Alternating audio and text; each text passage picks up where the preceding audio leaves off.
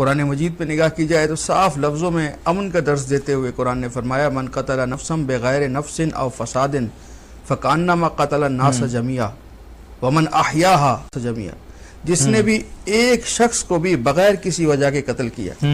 یا تو شخص کے بدلے شخص قتل کیا جا رہا ہے، ایسا بھی نہیں، فساد کی وجہ سے قتل کیا جا رہا ہے، تو اس نے ایک کو قتل نہیں کیا، پوری انسانیت کو قتل کر دیا۔ فلسطین میں ہزاروں لوگ قتل ہوئے،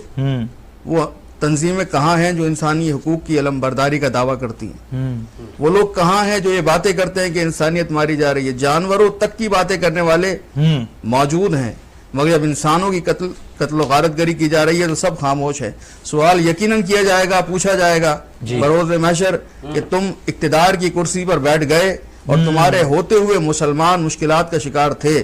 اب وہاں تو یہ بحث بھی نہیں کہ اس کا مسلک یہ ہے، اس کا مسلک یہ ہے، اس کا وہ سیدھا کلمہ پڑھنے والا مسلمان ہے، زندہ بچے گا تو پھر آپ آگے بحث اپنے مسلک میں شامل کر لیجئے گا، اسے یا تقسیم کر لیجئے گا، آدھے ہمارے آدھے تمہارے۔ ابھی تو پہلا مرحلہ ہے کہ وہ کلمہ پڑھ رہا ہے نبی کا، اسے کی زندگی بچانے کی ضرورت ہے۔ تو جہاں جہاں مسلمان ہیں، مظلوم ہیں، مولا کائنات حضرت علی ابن ابی طالب نے وصیت کرتے ہوئے، ماہ رمضان میں مولا کی شہادت ہے، یہ جملہ وصیت کرتے ہوئے فرمایا امام حسن اور امام حسین علیہ السلام کو، فرمایا کونا للظالم خصما وللمظلوم عونا، نہج البلاغہ میں موجود ہے۔ اے حسن و حسین، میں تمہیں وصیت کرتا ہوں کہ ہمیشہ ظالم کے دشمن بن کے رہنا، مظلوم کے مددگار بن کے رہنا۔ اس میں یہ کوئی قید نہیں لگائی کہ ظالم کون ہے، مظلوم کون ہے، کوئی بھی ظالم ہو چاہے اپنے برابر میں بیٹھا ہو، ظالم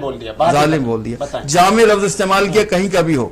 مظلوم کسی بھی مسلک سے، مذہب سے تعلق رکھتا ہو، دین سے تعلق رکھتا ہو، بس دیکھنا ہے کہ یہ مظلوم ہے۔ یہی وجہ ہے کہ ہم بھرپور آواز اٹھا رہے ہیں مظلومین کے لیے، ماضی میں بھی اٹھاتے رہے، ہمارا تو تعلق ہی کربلا سے ہے، مظلومیت سے ہمارا تعارف ہے،